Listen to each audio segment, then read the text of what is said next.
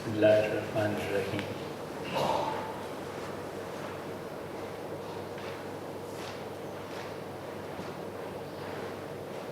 اللہ تعالیٰ نے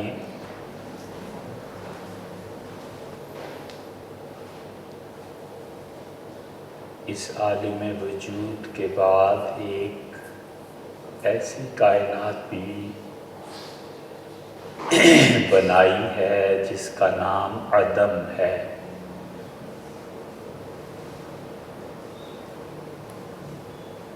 اور وجود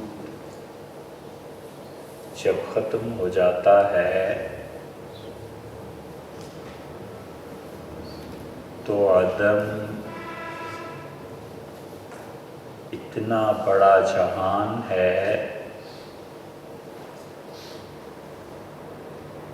کہ اس عالم عدم سے شناسائی، عالم سکوت سے شناسائی ہے۔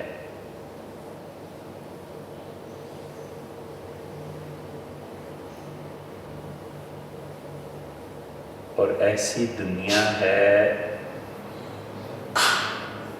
جہاں پر منظر آنکھ سے بڑا ہے،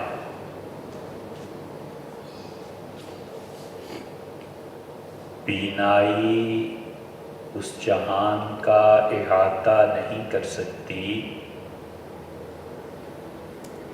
اور سماعت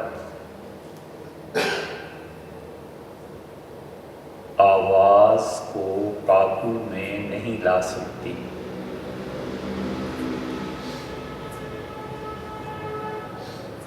اور دنیا میں جتنی سویلائزیشنز وجود میں آئی ہیں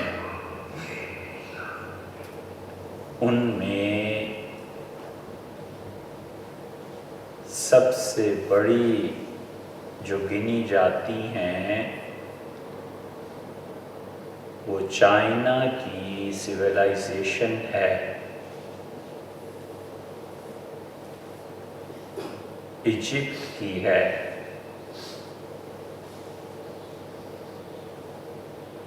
یونان کی ہے، اور انڈین ہے۔ اور انڈین سویلائزیشن یونان کے مقابلے میں بہت بڑی تہذیب ہے۔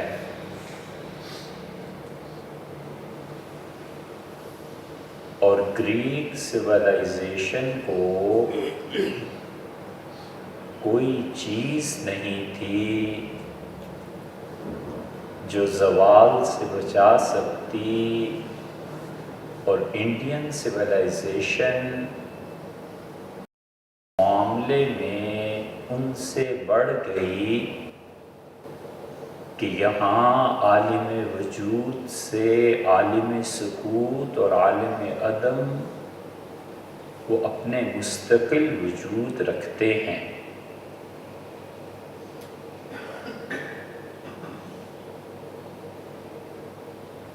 اور آنکھ چھوٹی پڑ جائے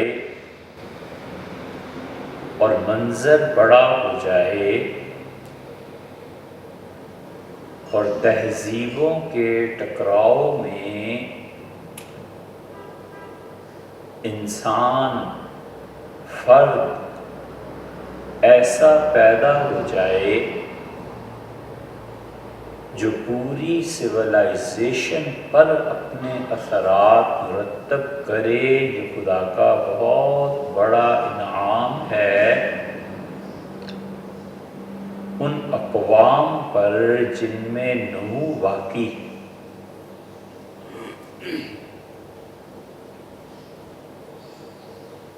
اور نمو گروتھ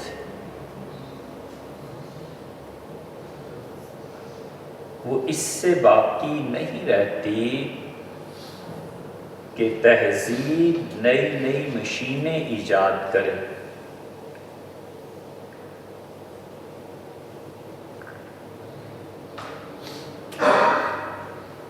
اور نمو اس سے باقی نہیں رہتی کہ نئی سے نئی انسانی راحت کی چیزیں وجود میں آئیں۔ تہذیبیں باقی رہتی ہیں جب زبان باقی رہے، اور زبان باقی رہتی ہے جب الفاظ نئے بنے۔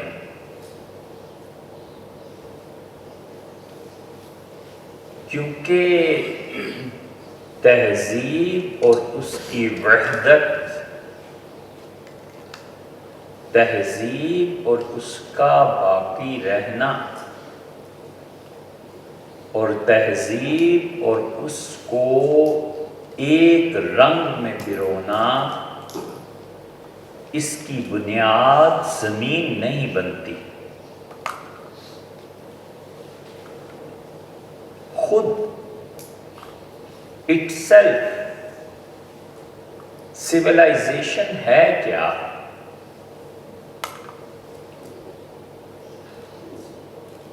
civilized people،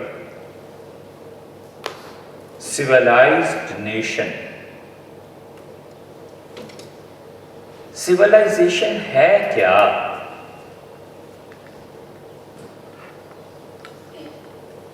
تہذیب خود کیا ہے اور کیسے بنتی ہے؟ تہذیب اس کا نام نہیں ہے کہ لوگوں کی زمین ایک ہو، تہذیب اس کا نام نہیں ہے کہ لوگوں کی زبان ایک ہو، تہذیب اس کا نام نہیں ہے کہ وہ لوگ مذہب کے اعتبار سے ایک ہوں۔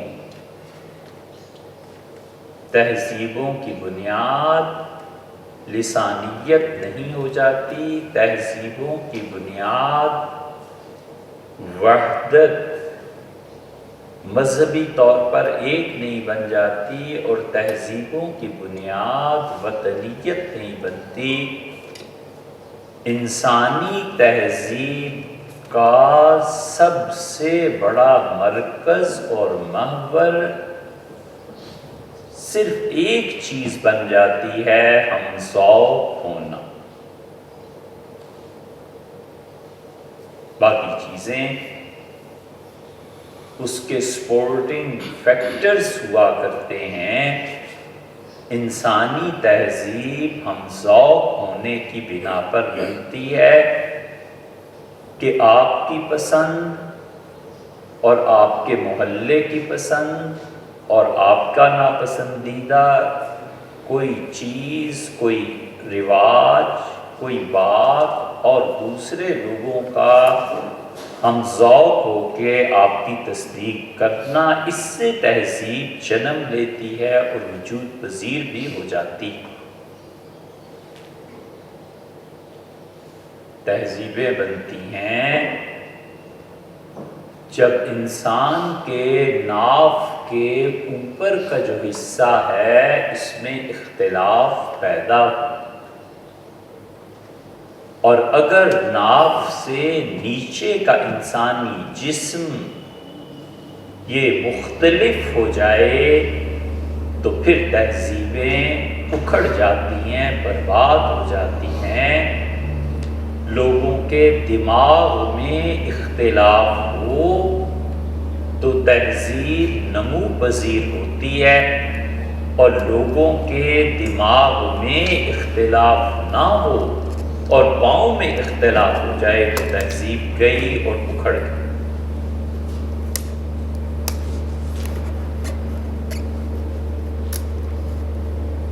یونان کی پوری تہذیب اس بنیاد پر ہی برباد ہوئی، اور عمر نہیں بچا سکتا. عمر کو پڑھنا چاہیے.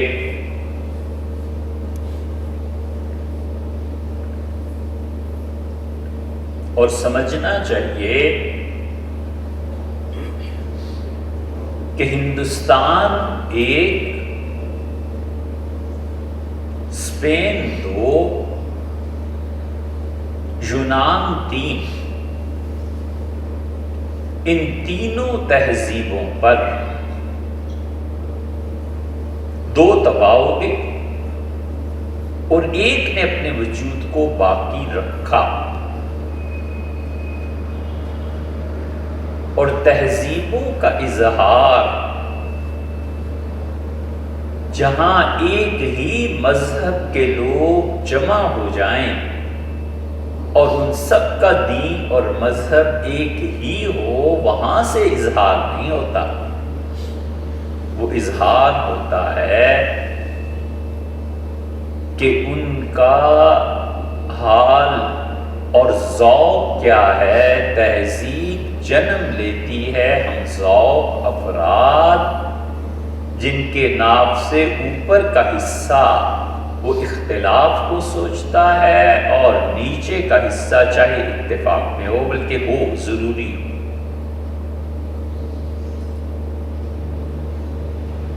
دماغ مختلف سوچتے ہیں اور اختلاف کی قدر کرنا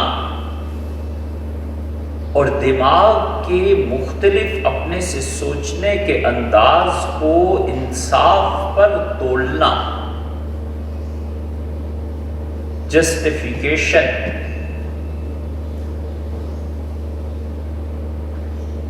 اور بیوٹی اور ریئلائزیشن، یہ تینوں چیزیں انسانوں کی اور تہذیبوں کی بقا کا سبب ہیں.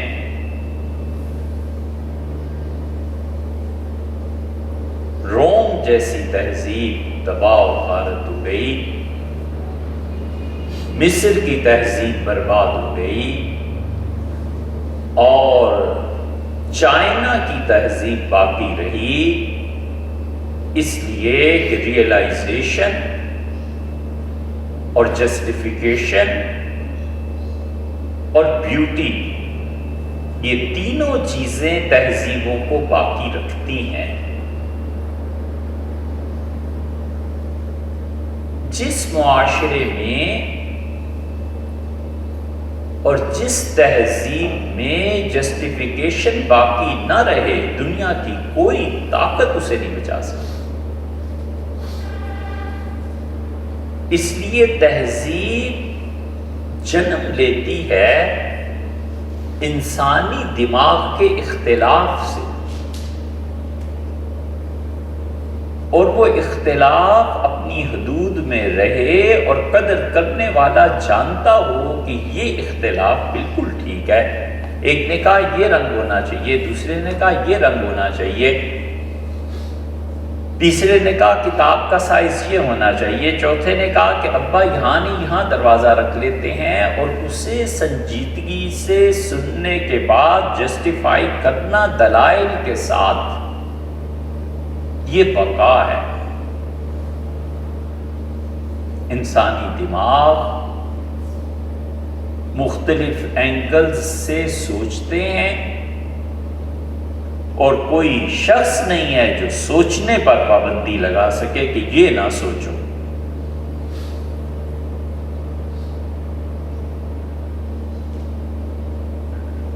الہیات جو سب سے مشکل مقام تھا فقہ اکبر کا،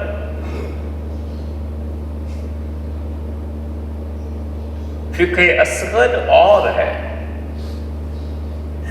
نماز، روزہ، حج، تجارت، سود، زراعت، یہ جتنے بھی معاملات ہیں یہ سب کی سب چھوٹی فقہ ہے. اس سے بڑی فقہ عقیدہ ہے، اور عقیدے میں سب سے زیادہ نازک چیز جس میں ایک قدم جہنم میں گرا سکتا ہے، غلط، وہ الہیات۔ اور الہیات میں اشاعرہ اور ماتریدیہ کا اختلاف، اتنے بڑے دماغ، یہ اختلاف کا پیدا ہونا، یہ پہلے دن سے اس بات کی خوشخبری تھی کہ یہ دین زندہ ہے۔ الہیات جیسے مسئلے پہ اشاعرہ اور ماتریدیہ دو دو آرا رکھتے ہوں اور تین تین آرا رکھتے ہوں، اور پھر معتزلہ پیدا ہو گئے۔ یہ سارے اختلافات انسانی دماغ کا بہترین نتیجہ تھے، اور جب تہذیبیں ان اختلافات کے ساتھ جیتی ہیں تو وہ زندہ رہتی ہیں۔ اب تک اشاعرہ، ماتریدیہ، معتزلہ، ان کی آوازیں گونج رہی ہیں فضا میں۔ الہیات جیسی نازک چیز میں اس کا مطلب ہے جمود طاری نہیں ہوا۔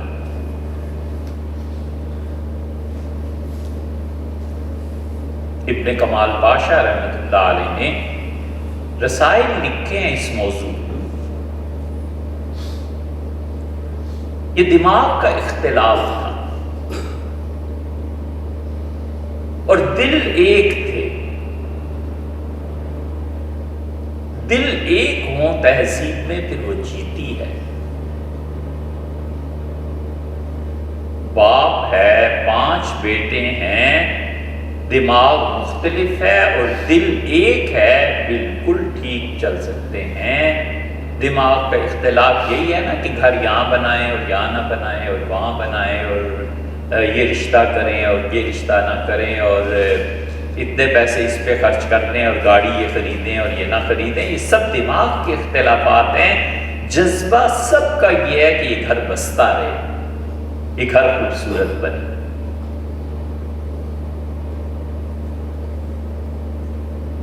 اور ناف سے نیچے یہ جب اختلاف پیدا ہوتا ہے ٹیسٹ کا، ذوق کا، طریقوں کا، اور پاؤں اکھڑتے ہیں، تو دنیا کی کوئی بڑی سے بڑی قائم نہیں رہتی۔ پاؤں جس آدمی کے اکھڑ گئے اس کا وجود کیا ہے؟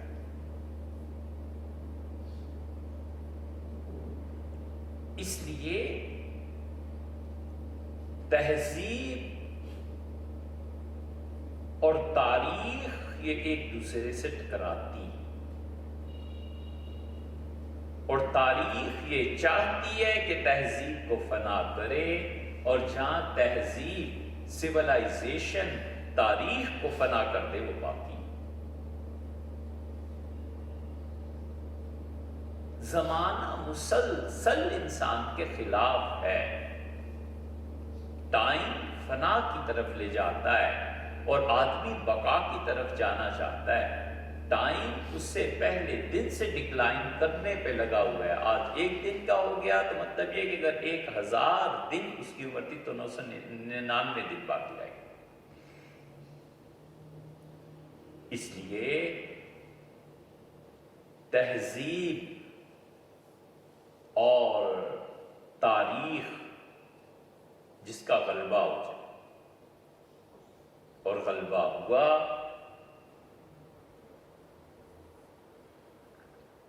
تاریخ کا ہڑپا اور موہنجوداڑو اور کتنی ہی تہذیبیں تھیں جو تاریخ نے دبوچ لی، سمو لی، اپنا حصہ بنا لیا، بیٹھے دیکھتے۔ اور کتنی ہی مرتبہ تہذیب نے تاریخ کو غارت کر دیا۔ تہذیب ابھری اور اتنی تیزی سے پھیلتی چلی گئی کہ کوئی اس کے وجود کو مٹا نہیں سکا۔ اور تہذیبیں بنتی ہیں جب پہلا ستون ان کا قائم ہوتا ہے، اور وہ ہے ریئلائزیشن۔ حق کا پہچاننا اور سچائی کو تسلیم کرنا، اور تہذیب کے 3 ستون ہیں، تکون ہے، اور دوسرا ہے جسٹیفیکیشن، انصاف کے ساتھ اس کا پھیلاؤ، اور تیسرا ہے بیوٹیفیکیشن، اس کی خوبصورتی اور اس کا سمو جانا۔ اسپین نے مسلمانوں کو فاتح کے طور پر مانا، اور اسپین میں اموی عرب اپنے آپ کو منوا کر رہے اور سینے پہ مونگ دل دی، لیکن وہ جو تہذیب کے ستون تھے وہ قائم نہ ہو سکے۔ نتیجہ یہ کہ بیک بینی اور 2 گوش ایسے نکال کر پھینک دیے گئے، نکلو یہاں سے۔ اور یہ وہ بہت بڑا المیہ ہے جس کو لوگ سمجھتے نہیں ہیں، مگر مسلمانوں کی اکثریت کا جو علاقہ الگ کر کے لے لیا گیا، ابھی تک وہاں تہذیب کا پہلا ستون بھی نہیں شروع۔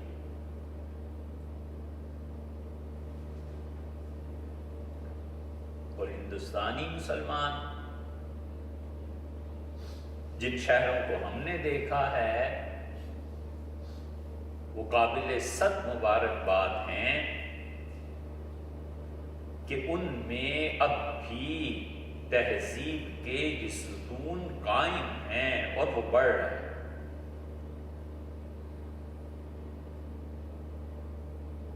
اور ہمارے ہاں پاؤں اکھڑے ہیں۔ نتیجہ اس کا یہ نکلا کہ کوئی نمو نہیں ہے، پاؤں اکھیڑنے پر لگے ہوئے ہیں۔ نتیجہ اس کا یہ ہے کہ نیگیٹو چیزیں دن بدن بڑھ رہی ہیں، نفرتیں ہیں جو بڑھ رہی ہیں، اور جس شخص کو ذرا سا ہاتھ رکھو اور نبض ذرا سی چھو تو پتہ چلتا ہے کہ نفرتوں سے بھرا ہوا ہے۔ اور عمومی معاشرے میں جب ہم ذوق افراد نہ رہیں تو سوائے اللہ کے کوئی طاقت نہیں ہے جو تہذیب کو پیدا کرے، ہو نہیں سکتا۔ تہذیب نام ہی ہم ذوق ہونے کا ہے، اور ہم ذوق لوگ وہ تہذیب کے بقا کا سبب بنتے ہیں۔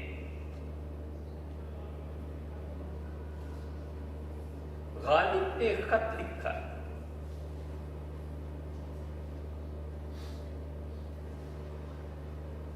اور غالب سے کسی نے یہ کہا ہے کہ دلی کی اردو، تو غالب نے شدید ڈانٹ پلائی، اور غالب نے لکھا تم کو شرم نہیں آتی؟ یہی الفاظ لکھے ہیں کہ تم کو شرم نہیں آتی؟ دلی کہاں، ختم ہو گئی۔ اور پھر انہوں نے دلی کی اردو کے متعلق بھی یہ بتایا کہ دلی کی اردو تو ختم ہو گئی،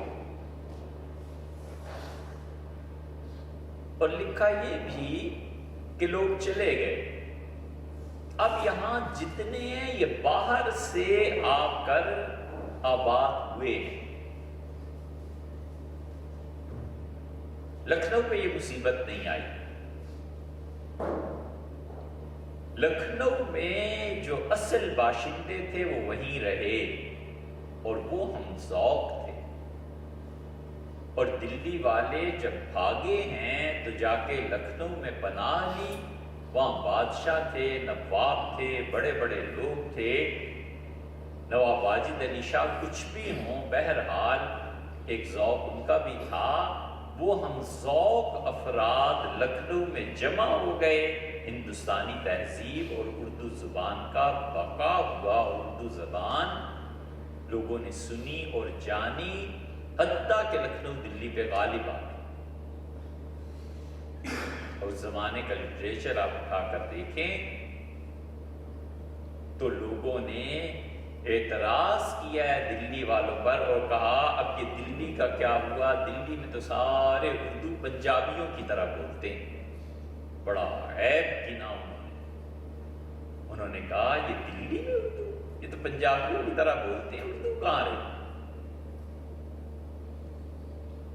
اس لیے تہذیب جس چیز کا نام ہے وہ ہم ذوق افراد سے پیدا ہوتی ہے، اور ہم ذوق افراد نہ ہوں تو کبھی نہیں ہو سکتا کہ تہذیب جنم۔ ہم ذوق افراد میں ناپ سے اوپر دماغ کا اختلاف اور دل کے جذبے کا یکساں ہونا، اور ناپ سے نیچے پاؤں اس کا اکھڑ جانا، یہ سب علامتیں تہذیب کی بقا اور بربادی کی ہوتی ہیں۔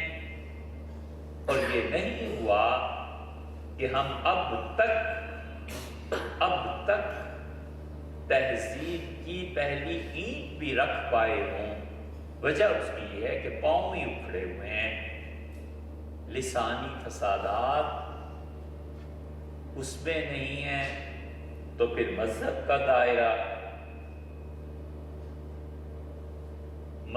دائرہ مٹ جائے یا کم پڑ جائے یا ختم ہو جائے یا کچھ ہو جائے تو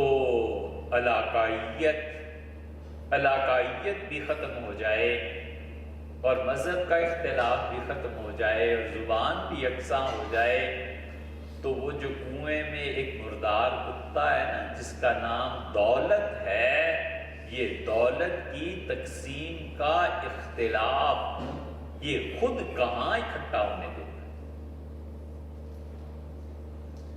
اس لیے کہ ایک طرف بے محابہ کرپشن ہے، جتنا مرضی کماؤ اور جتنا کماؤ گے اتنا ہی جرائم کو آسانی سے دوسروں کی طرف منتقل کر دو، خود پاک ہو۔ ہے تو پرانی بات، لیکن کہیں کسی نے بڑی اچھی بات، اس نے کہا وکیل کیا کرنا ہے، عدالت کر لیں۔ تو جتنا پیسہ آ گیا اور غلبہ ہوا مادیت کا، یہ کہاں سے اتفاق پیدا کرے؟ اور دماغ کا اختلاف جو صحت مندانہ تھا اس کو ختم کرو۔ چنانچہ تمہارا دماغ کتنی ہی بلند سوچ کا مالک کیوں نہ ہو، لیکن اگر باس یہ نہیں چاہتا، اگر سیکٹری یہ نہیں چاہتا، اور سیکٹری کہتا ہے وزیر یہ نہیں چاہتا، اور میجر کہتا ہے کہ سی او نہیں چاہتا، اور سی او کہتا ہے کہ بریگیڈ کمانڈر کی مرضی نہیں، میں تو نہیں کچھ کہہ سکتا، تو جہاں دماغ کے صحت مندانہ اختلاف پر پابندی ہو اور اس کو سمجھنے والا بھی کوئی نہ ہو، تو وہ پھر اندھوں کی بستی ہے، اس کا اللہ ہی حافظ ہے۔ وہ تہذیب کبھی بھی دنیا میں نہیں چلتی، تہذیب اس وقت وجود میں آتی ہے جب اس کا پہلا ستون قائم ہوتا ہے، اور پہلا ستون تہذیب کا وہ ریئلائزیشن ہے کہ کائنات میں حقائق کا ادراک کیا جائے۔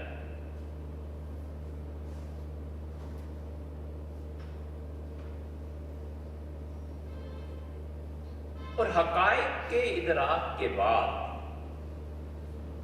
اس کا پھیلاؤ ہے، حق کا، سچائی کا۔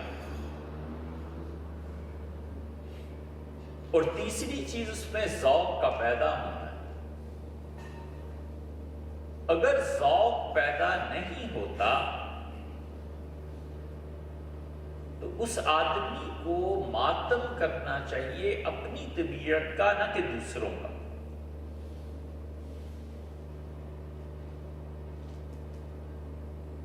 بڑی نازک بات ہے۔ مسلمانوں میں جنہوں نے مصوری کی قدر کی ہے، ایک ایک تصویر پہ لاکھوں اور کروڑوں روپے انعام دیے ہیں کہ کیا شاہکار، بڑا زبردست کام کیا تھا اس نے۔ علامہ اقبال کے جو استاد تھے، آخری کتاب اس نے یہی لکھی، آرنلڈ، ڈاکٹر آرنلڈ نے بڑا زبردست کام کیا۔ اکبر بادشاہ، یہ سویلائزیشن تھی نا،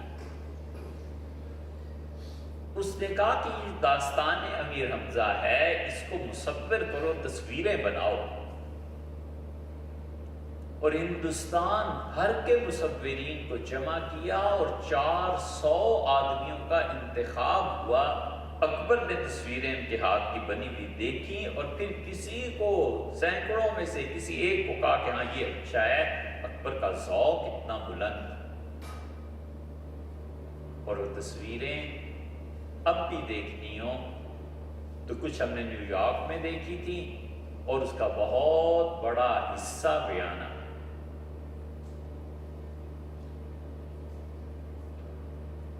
معلوم نہیں جہانگیر نے اس کو کیوں نہیں آگے چلایا، کروڑوں کا پروجیکٹ تھا یہ۔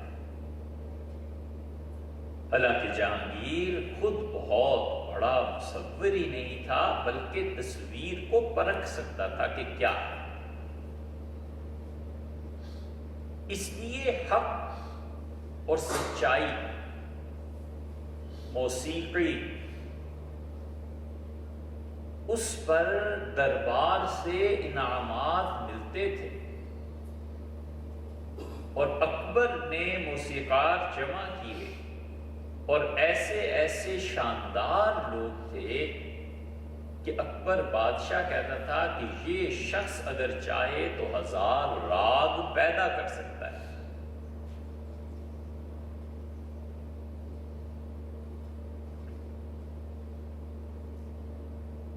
یہ باتیں کوئی اور کر کے تو دیکھے۔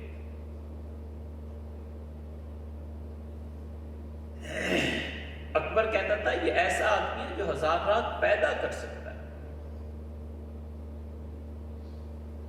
آواز کی قدردانی، اور جہاں جس مسلم اکثریتی علاقے میں کوئی جانتا ہی نہ ہو کہ موسیقی نام کس چیز کا ہے اور راگ نام کس چیز کا ہے، اور فقط اس کو اتنا پتا ہو کہ یہ آواز خوبصورت ہے، وہاں کس تہذیب نے جنم لینا ہے؟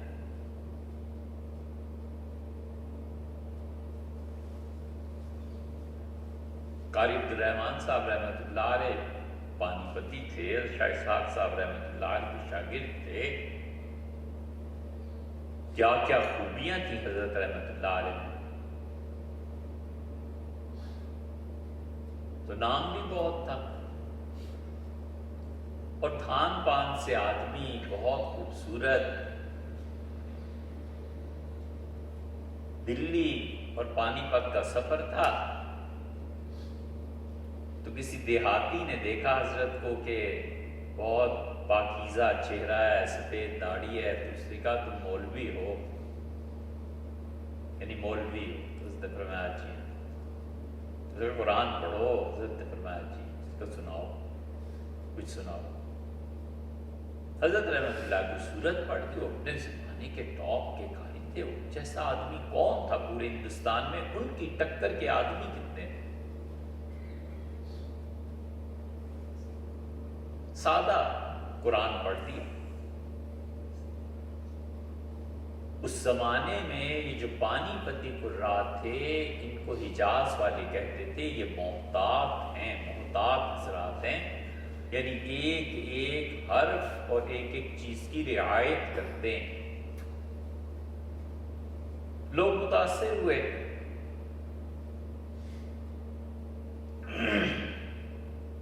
کبھی کبھی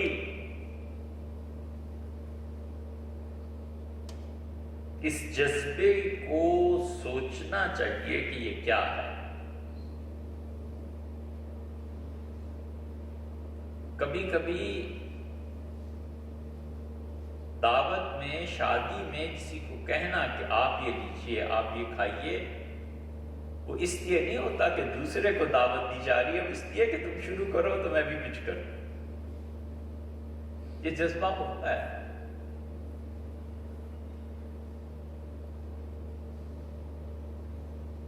سیدنا علی رضی اللہ عنہ ایک جگہ گزر رہے تھے، ایک آدمی قرآن پاک کا درس دے رہا تھا، تو امیر المومنین رضی اللہ عنہ خاموشی سے سنتے رہے۔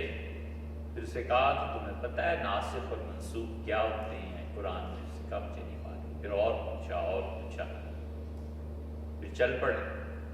تو کسی نے کہا امیر المومنین یہ درس قرآن کیسا تھا؟ تو انہوں نے کہا درس کہاں تھا قرآن کا، وہ تو کہہ رہا تھا کہ لوگوں پہچانو من انا، میں کون۔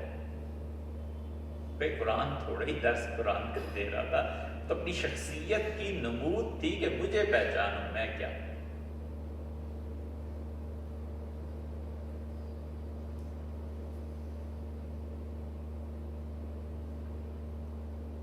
اللہ مغفرت کرے، شاید اس دیہاتی کو سنانا خود کو تھا۔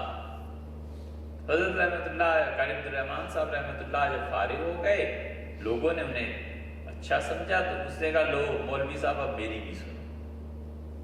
اب اس سے بھی قرآن پڑھنا شروع کر دیا جیسا اس کا لہجہ تھا۔ اب اس سے دیکھا لوگوں پہ کوئی اثر ہی نہیں ہو رہا، تو پھر چپ ہو گیا۔ پھر لوگوں کو بڑا برا بھلا کہا اور کہنے لگا فرق کیا آخر، تیری آواز ذرا جنانی ہے، میری مردانی ہے۔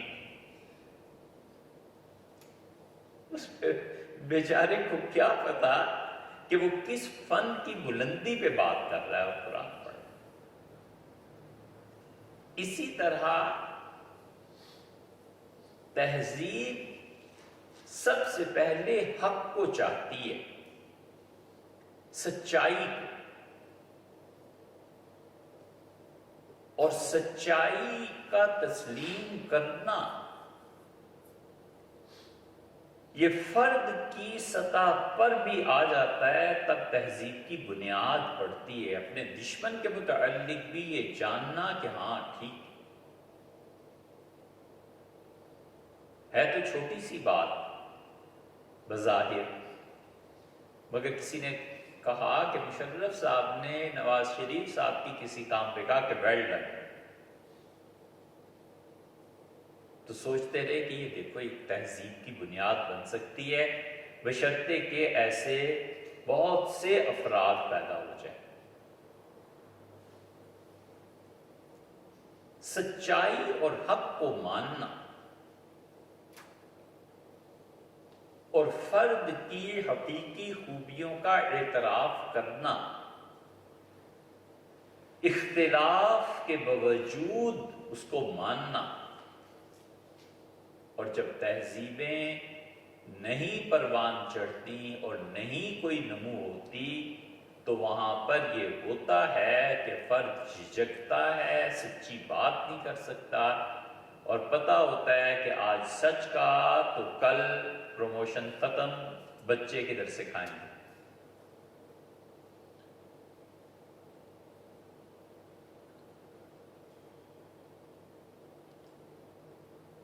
اور تہذیبوں کی دوسری بنیاد،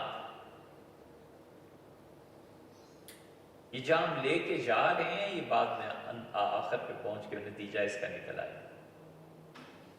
پھیلاؤ، حق کا پھیلاؤ جب ہوتا ہے، سچائی کا جب پھیلاؤ ہوتا ہے تو وہ سچائی کو تسلیم کرنے کے بعد کا یہ مرحلہ بڑی دانش مندی کا تقاضا ہوتا ہے، اور یہ فاروقی خلافت رضی اللہ عنہ جو ہے یہ پوری اس سچائی کا پھیلاؤ ہے۔ جس چیز کو ان لوگوں نے حق جانا اور سمجھا اسے پھیلانا، اور پھر اس کی قبولیت ان اقوام میں اقوام جہالت پہ مبنی نظام رکھتے ہیں اور جنہیں شعور نہیں ہے، جب وہ اس کو قبول کر لیتے ہیں تو اس تہذیب میں بالآخر رنگ جاتے ہیں۔ اسپین میں حق پہنچا، لے گئے تھے، مگر پھیلاؤ نہیں ہو سکا، اس لیے کہ اسپین والوں نے قبول کر لیا تھا کہ واقع ہو، حکمران تم ہم پہ غالب آ گئے ہو، چھا گئے ہو، لیکن حق کو وہ ان تک پہنچا کر ان کے دلوں کو کھینچ لیتے، یہ نہیں ہو سکتا۔ اس لیے اسپین اگلوں نے باہر نکال کے پھینک۔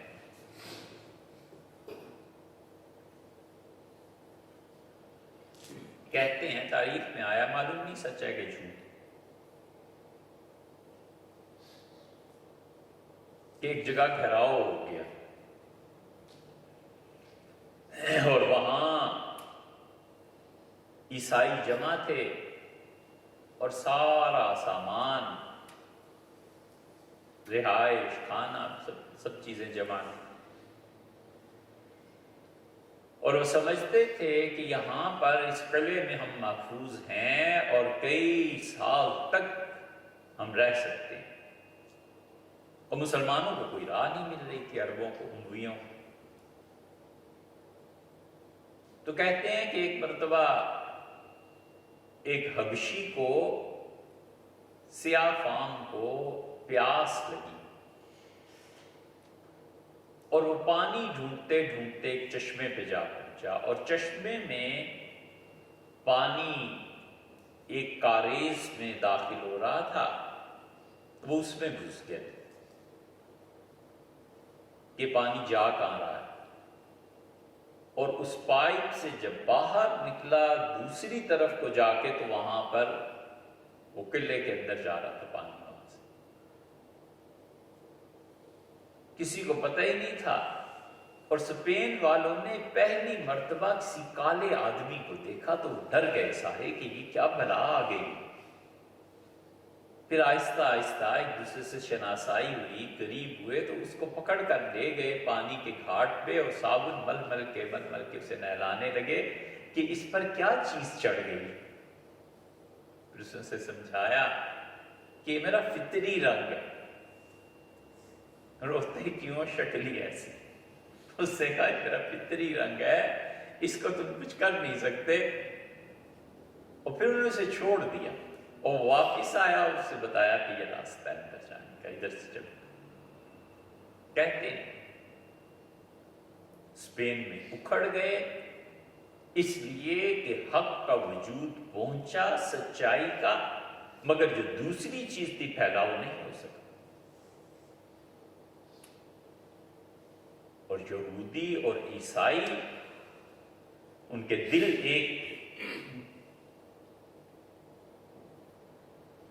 وہ جانتے تھے کہ ہمیں اس ملک کو خالی کرانا ہے، اور پاؤں جمے ہوئے تھے، اور دماغ کی طاقتیں پورے عروج پر تھیں۔ اس مسلسل جدوجہد نے اس تہذیب کو جمنے ہی نہیں دیا، کہ نکلو یہاں سے۔ اس لیے تہذیب جب قائم ہوتی ہے تو دوسرے نمبر پہ ریئلائزیشن کے بعد اس کی جسٹیفیکیشن ہے، جسٹیفائی کرے اپنے آپ کو، کیوں تم رہو بھائی، وجہ۔ قرآن نے اس اصول کو بیان کیا ہے، اور اللہ کہتا ہے بدر کا یہ جو معرکہ برپا ہوا ہے نا، لِيَحْيَا مَنْ حَيَّ عَنْ بَيِّنَةٍ، جس کو زندہ رہنا ہے، عَنْ بَيِّنَةٍ، وہ دلیل دے کے زندہ رہے کائنات، وَيُهْلِكُ مَنْ حَلَكَ عَنْ بَيِّنَةٍ، اور جس کو برباد ہونا ہے، ہلاک ہونا ہے، اس کی ہلاکت پر بھی دلیل ہے کہ کیوں اسے ہلاک کیا جائے، کیوں انہیں برباد کیا جائے، کیوں ختم کیا جائے۔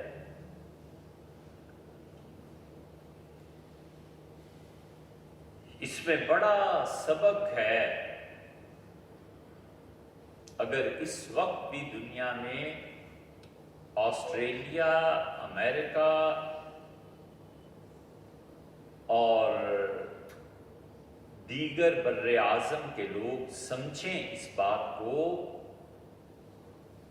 تو تو یہ اتنے بڑے محسن ثابت ہو سکتے ہیں، اپنے آپ کو کر سکتے ہیں کہ ان فکروں کے نتائج صدیوں بعد برآمد ہوں گے اگر وہ اس بات کو آج سمجھ لیں۔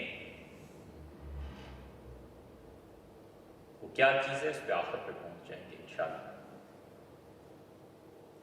جسٹیفائی کریں کہ اس کو تم سچائی کہہ رہے ہو یہ واقعی ہے، اس کا پھیلاؤ پھر ہوتا ہے، کوئی روک نہیں سکتا، وہ پھیلاؤ پھر نیچرل ہوتا ہے، کوئی نہیں روک سکتا۔ پانی کا بہاؤ نیچرل ہوتا ہے، آپ نے دیکھا نہیں دنیا بھر میں کتنے بڑے بڑے ستون دریاؤں میں سمندروں میں گاڑے جاتے ہیں، پانی ہے کہ مسلسل اس سے ٹکراتا ہے، پانی کو کون روک سکتا ہے؟ ٹکراؤ سے پانی کی فطری طاقت ہے۔ اس لیے یہ چیز نہیں ہو سکتی کہ سچائی ریئلائزیشن ہو جائے اور اس کی جسٹیفیکیشن بھی آپ دے دیں، اس کے بعد ایک ہی کمی کی چیز رہ جاتی ہے اور وہ بیوٹیفیکیشن ہے اس کو خوبصورتی کے ساتھ پیش کرنا ہے۔ جس تہذیب نے یہ 3 مرحلے عبور کر لیے، اس نے صدیوں نہیں ہزاروں سال تک اپنے آپ کو غالب کر لیا۔ دنیا میں کوئی ایسا نہیں ہے جو انہیں مٹا سکے، اور مٹتی ہوئی تہذیب جس میں جسٹیفیکیشن نہ ہو، بیوٹیفیکیشن نہ ہو، جس میں ریئلائزیشن نہ ہو، کائنات کی کوئی طاقت اس کی دستگیری نہیں کر سکتی، ہاتھ نہیں پکڑ سکتی کہ تمہیں باقی رہے، ہو نہیں سکتا۔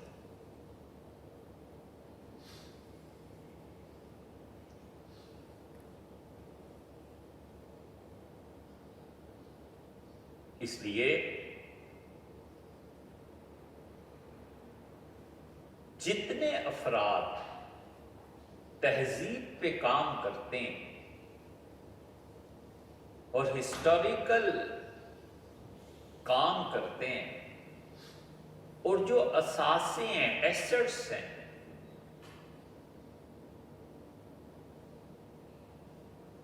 وہ اس نہج پہ سوچتے بھی ہیں، کام بھی کرتے ہیں کہ کس طرح اپنی تہذیب کو باقی بھی رکھنا ہے اور غالب بھی آنا ہے۔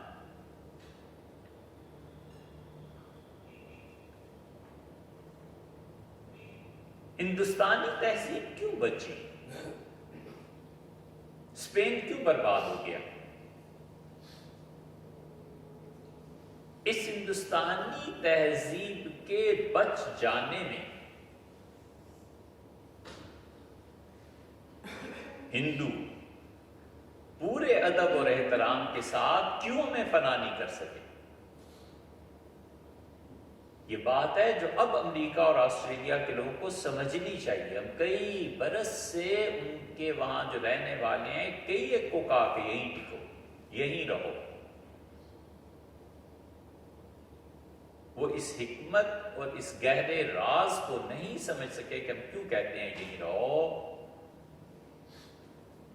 اس لیے کہ تم جن چیزوں کو تہذیب کا مظہر سمجھ کے مسلمان ممالک کی طرف لوٹنا چاہتے ہو، وہاں کچھ بھی نہیں رہا۔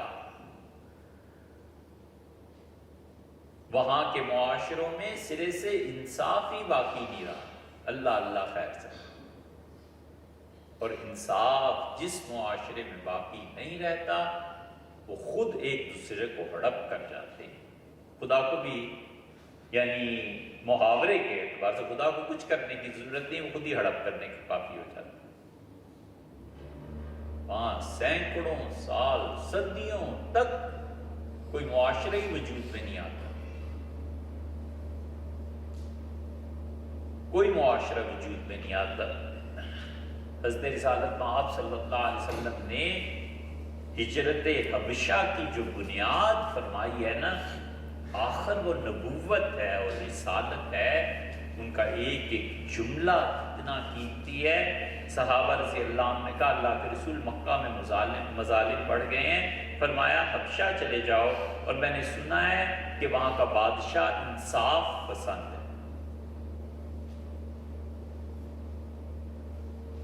جن معاشروں میں انصاف ہی نہیں رہتا، وہ خود ہی ایک دوسرے کو ختم کرنے کو کافی ہوتے ہیں۔ 10 روپے کا پٹرول بچانے کے لیے اور اپنے نفس طیبہ و مبارکہ کو کوئی زحمت نہ دیں، یو ٹرن پہ نہیں جائے گا، وہیں سے موٹر سائیکل موڑ کے ادھر سے ہی آ جائے گا۔ اب ساری ٹریفک ادھر کو جا رہی ہے اور وہ حضرت ادھر کو آ رہے ہیں، یہ کیا چیز ہے؟ یہ اس فرد کا مزاج نہیں، اس قوم کا مزاج ہے کہ کوئی نہیں روکتا، کوئی نہیں ٹوکتا کہ کیا کر رہے ہو۔ کوئی ایک اپنی گاڑی سامنے کھڑی کر دے کہ کدھر جاتے، نہیں ہوتی۔ یہی حال اوپر کی سطح تک کا ہے کہ جہاں مرضی چلے جاؤ، کوئی تمہاری انصاف کے لیے سنوائی نہیں ہے، اور چونکہ تم وزارت پر فائز ہو تو تمہارا سب آرڈینیٹ عقل میں بھی تم سے تھوڑا ہی ہے، چھوٹا ہی ہے، وہ تو کوئی بات اچھی کر ہی نہیں سکتا، اور اگر کرے تو اس کو نکالو یہاں سے، اسی طرح نکالو، اس آدمی کے ساتھ تو گزارا نہیں ہو سکتا نا۔ پھر کوئی ٹیچر پڑھا رہا، خیر سے اب ایسے بھی نہیں رہے اسٹوڈنٹس، اور اٹھ کے وہ چیلنج کرتے کہ سر یہ جو آپ بات کہہ رہے ہیں نا، یہ بات ایسے نہیں ایسے ہے، اب تو رہے ہی نہیں، لیکن فرض کر لو کبھی ہو ہی جائیں اور ٹیچر کہے جا کر کہ اس لڑکے کو میری کلاس سے نکال دیں اور کہیں اور بھیج دیں، اس معاشرے میں کہاں سے؟ اس لیے ہندوستان میں مسلمان کیسے باقی رہے، اور ہندو تمام ادب اور احترام کے باوجود کیوں نہیں مٹا سکے؟ کیوں یہ مذہب غالب رہا؟ اللہ کو منظور تھا، اور بہت بڑا آدمی، بہت بڑے لوگ وہ اتنے بلند قد کے ہیں کہ آدمی اگر چہرہ دیکھنا چاہے تو اپنی ٹوپی زمین پہ گر جائے، اتنی قد و قامت شخصیت کے لوگ جنہوں نے رہتی دنیا تک، قیامت تک پوری دنیا کے مسلمانوں پہ احسان کیا، وہ چشت کے مشائخ تھے جو افغانستان سے یہاں آئے، اور ان میں بھی کوئی شخص جس کے سر پہ ہیروں اور جواہرات کا تاج رکھا جا سکتا ہے، حضرت معین الدین چشتی رحمۃ اللہ علیہ۔ اس سلسلہ چشتیہ نے حق ادا کر دیا، اس ساری تہذیب کے بقا کو انہوں نے رکھا، اور حضرت معین الدین چشتی رحمۃ اللہ علیہ اتنے بڑے آدمی تھے،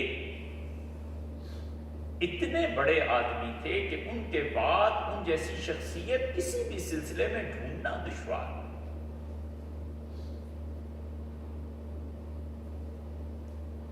بظاہر ایک چھوٹا سا واقعہ ہوا،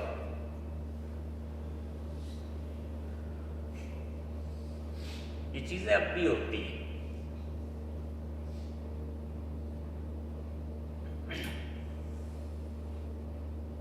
اس لیے کہ سال بدلے ہیں، خدا اب بھی وہی ہے اور افراد اب بھی وہی ہیں۔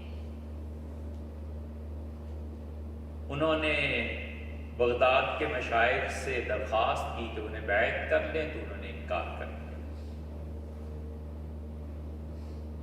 اللہ کو یہی منظور تھا، البتہ انہوں نے رہنمائی کر دی، انہوں نے کہا تمہارا حصہ ہمارے یہاں نہیں ہے، تم خواجہ عثمان رحمۃ اللہ علیہ کے پاس چلے جاؤ، حضرت کے ہاں تمہارا حصہ ہے۔ چلے گئے، اور انہوں نے بڑی مدت اپنے شیخ کی خدمت کی۔ تو ایک دن صحرا میں جا رہے تھے اور حضرت نے اپنا بکسا، جو بھی کپڑے وپڑے جو چیزیں ہوں گی ان کا رکھ دو بھائی نیچے، میں خود اٹھا لوں گا۔ تو حضرت کیا ہوا؟ تو انہوں نے کہا حکم یہ ہوا ہے کہ ہندوستان سنبھالو۔ حضرت خواجہ معین الدین چشتی رحمۃ اللہ فرماتے ہیں حضرت نے لفظ یہ فرمایا کہ بے رو و بے ملک ہند بے کی، حکم یہ ہے کہ چلے جاؤ ہندوستان کو سنبھالو، اپنا بکسا اٹھا کے چل پڑو۔ اتنی سی بات تھی اور کیا بظاہر۔ ان کا مجھے فرمایا اب جاؤ، ان کا حضرت ملاقات ان کا قیامت نہیں ملیں گے، حکم یہ کہ رونے لگے وہ چلے گئے، چلنے لگے منع فرما دیا، میں نہیں، بس ہندوستان سنبھالو۔ کہتے ہیں کہ حضرت پھر مدینہ منورہ گئے، استخارہ کیا تو وہاں سے بھی حکم یہی ہوا کہ ہندوستان، بہت سے لوگ جو گئے اور مدینہ منورہ رہنا چاہتے تھے، حضور صلی اللہ علیہ وسلم نے فرمایا کہ نہیں یہاں نہیں رہنا، جاؤ کام کرو۔ خواجہ معین الدین چشتی رحمۃ اللہ علیہ ہندوستان آ گئے۔ اس آدمی نے سچائی کو ریئلائز کروایا کہ حق کیا ہے، بس یہ پہلا مرحلہ تھا مسلمانوں کے جم جانے کا، اور یہ وہ مرحلہ ہے جس میں امریکہ اور آسٹریلیا میں جانے والے مسلمان اس کام کو کر سکتے۔ اتنا بڑا آدمی کوئی وہاں پیدا ہو جائے اور خدا اس سے کام لے لے، یہ اس کی اپنی انتخاب کی بات ہے، مگر یہ اتنی بڑی شخصیت تھی کہ چشتیہ سلسلے کے مشائخ نے پہلی مرتبہ ہندوستان کی طرف توجہ کی اور ہندوستان کو سنبھالا، اور اللہ نے اس مقام پر فائز کیا کہ اس مقام کے لیے نبوت کی صلاحیتیں درکار ہوتی ہیں۔ نبوت کی صلاحیتیں بہت بڑی چیز ہے۔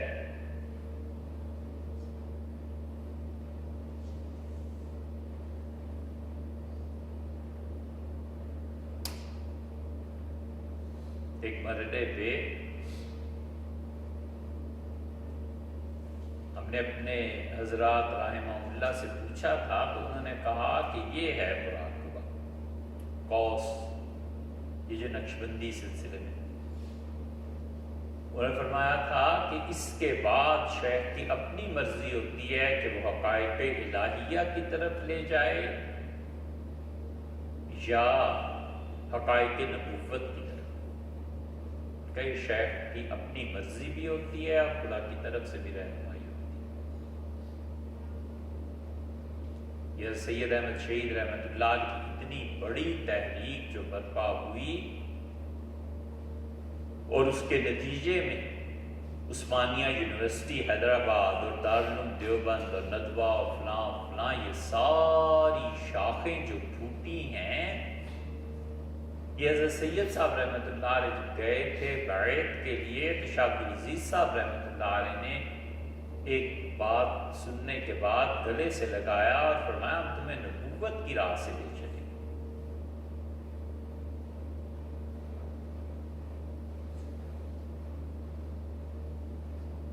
ان لوگوں کی عظمت پہ سانس رکتا ہے۔ اگر یہ پہاڑ ہوتے تو ہمالیہ ہوتے،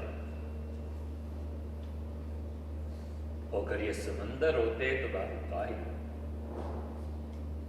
اتنے بڑے حضرت معین الدین چشتی رحمۃ اللہ علیہ نے اس سچائی کا پودا لگایا اور بتایا حق یہ ہے۔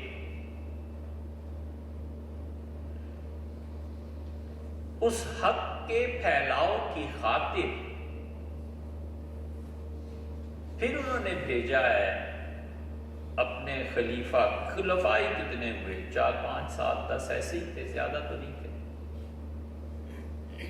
دلی میں خواجہ قطب الدین مختیار کاکی رحمۃ اللہ علیہ، اور ان کی عمر زیادہ نہیں،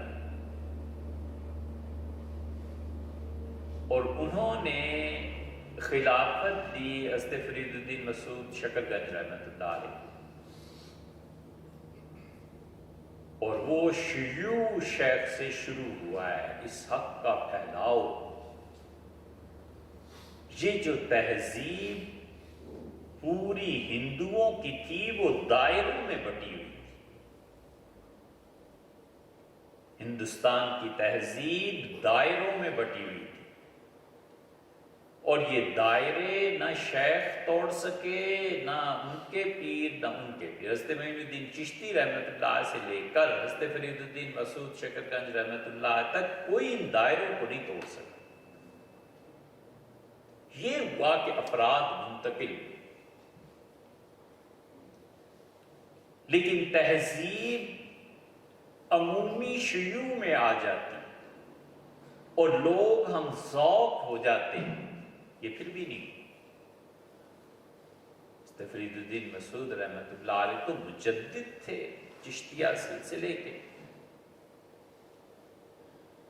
بڑا کام اللہ نے ان سے لیا، لیکن ہندو تہذیب اپنے دائروں میں رہی۔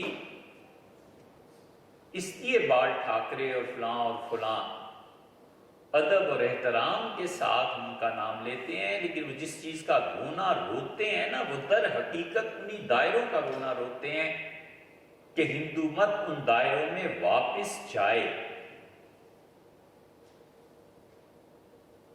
اور یہ اتنا ہی ناممکن ہے جتنا جانور کے تھنوں سے دودھ نکل آئے اور پھر کوئی واپس ڈالنے کی کوشش کرے۔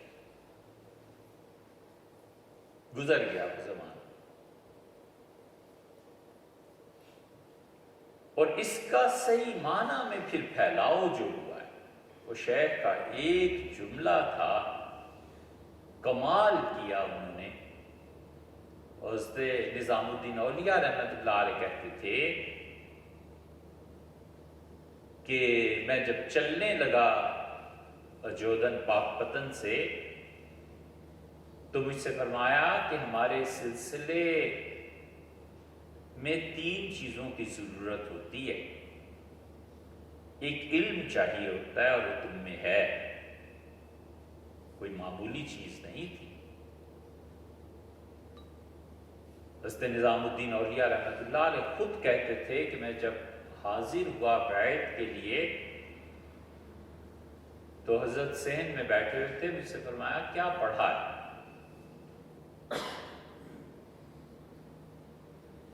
تو میں نے بتایا، فرمایا یہ کافی نہیں ہے۔ شیخ تو پھر ایسا ہو، عقیدے میں کیا پڑھا ہے؟ تو میں نے کتابیں بتائی، فرمایا نہیں۔ ابو شکور سالمی رحمۃ اللہ علیہ کی کتاب، فرمایا مجھ سے پڑھنی پڑے گی۔ میں نے عرض کیا پڑھا دے۔ پھر فرمایا کہ تجوید میں کیا پڑھا ہے، قرات کتنی پڑھی ہے؟ میں نے بتایا، فرمایا یہ بھی کافی نہیں۔ 6 پارے کامل تجوید کے ساتھ مجھے پڑھائے۔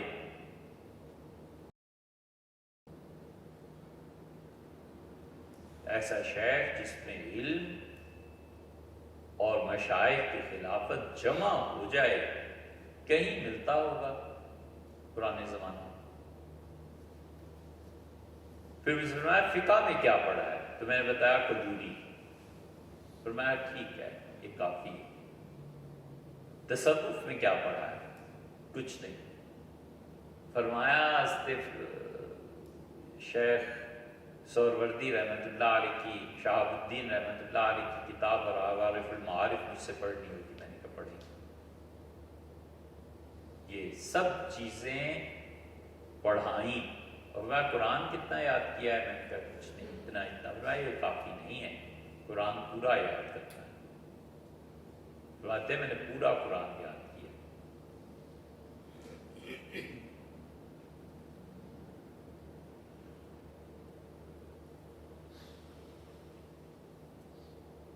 اور چلتے ہوئے 3 مرتبہ ہو گئے تھے۔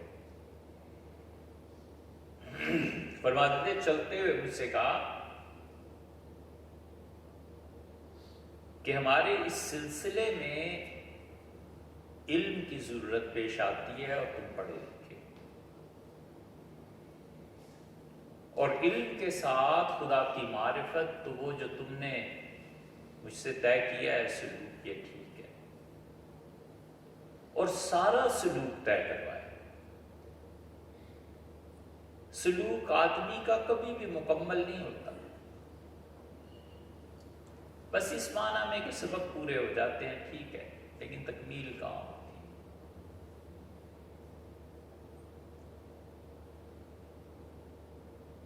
اور پھر فرمایا کہ اللہ کی عشق، اس کی آگ وہ تمہارے سینے میں ہم نے رکھ دی ہے۔ اور جو جملہ آخری فرمایا وہ ان کے کمال کی دلیل تھی۔ فرمایا نظام الدین دلی جاؤ اور ہم ایسا درخت لگا رہے ہیں کہ اللہ کی مخلوق صدیوں اس کے سائے میں بیٹھے۔ یہ الہام ہی ہوا ہوگا۔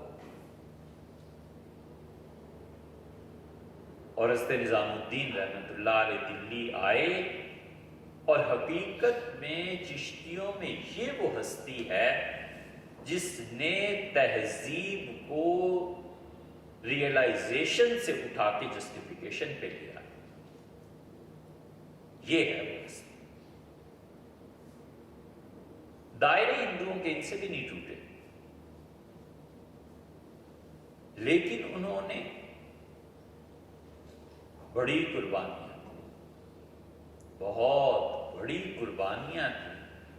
حضرت کے دونوں خلفاء، ایک تو تھے صابر کلیری رحمۃ اللہ علیہ، ان کا تو پتہ ہی نہیں چلتا، وہ تو اس میں مصروف رہے کہ اس سلسلے کی جڑوں کو زمین میں دھنسا دیں،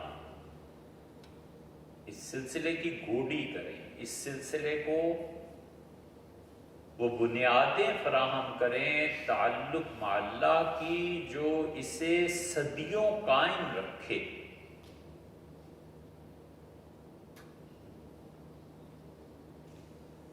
سات آٹھ سو سال ہو گئے،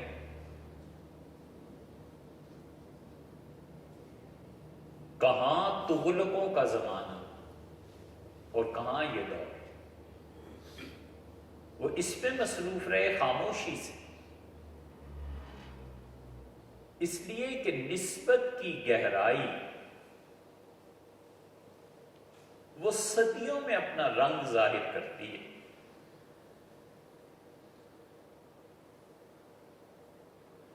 اس لیے ہنسی آتی ہے تصوف، یہ بدعت اور یہ، ارے یار آپ کو پتہ ہی کیا ہے کہ تصوف بدعت ہے کہ کیا؟ آپ خود ہیں ہی کیا؟ آپ کو تہذیب کی تو تعریف تک تو کرنا نہیں آتی اور آپ ارتقاء پہ بحث کریں۔ وجود شریف نے پڑھا ہی کتنا ہے، مطالعہ ہی کتنا کیا ہے۔ بحر الکاہل پہ تبصرے کرنا اور کبھی پاؤں کا تلوا پانی میں نہ ڈوبا ہو، ایسے ہی ہنستے رہنا چاہیے ان بچوں کی باتوں پہ۔ کون سنتا ہے اور کون سمجھتا ہے؟ درخور اعتنا نہیں سمجھنا چاہیے۔ وہ ہستی اس میں مصروف رہی اور اتنی فنائیت ان میں غالب رہی کہ کسی نے جانا ہی نہیں کہ آدمی کتنا بڑا ہے۔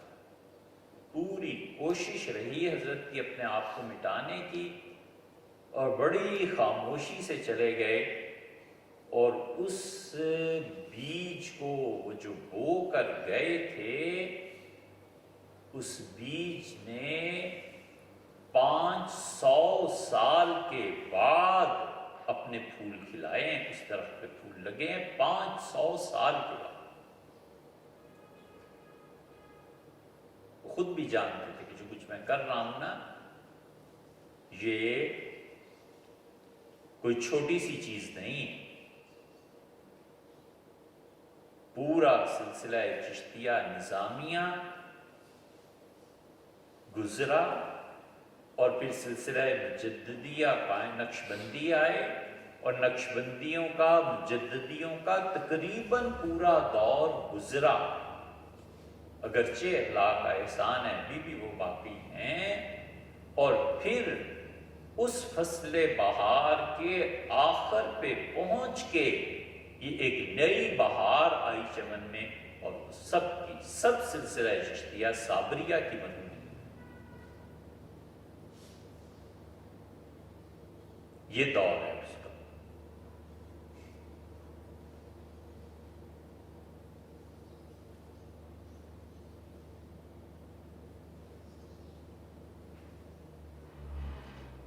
حضرت نظام الدین اولیاء رحمۃ اللہ علیہ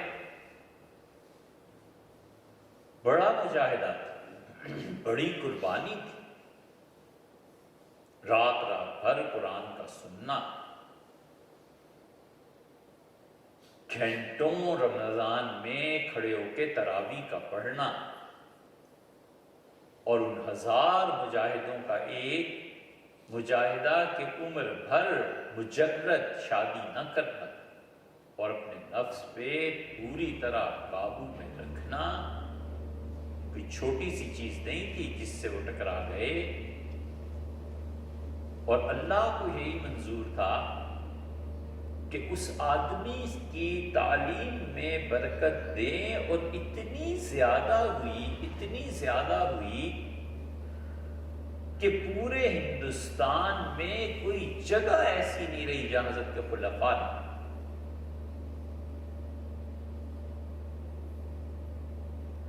اور یہ نہیں ہے کہ جو آیا خلافت ہو گئی اور یہ ہو گیا اور یہ ہو گیا، یہ تو اب ایسے نادان ہو گئے ہیں پیدا جنہیں پتہ ہی نہیں ہے اور علم ہی نہیں ہے، اور اتنی آسانی سے تو ہمارے مشائخ بیعت نہیں کرتے تھے جتنی آسانی سے یہ نادان اب خلافتیں دینے پہ تلے ہوئے ہیں۔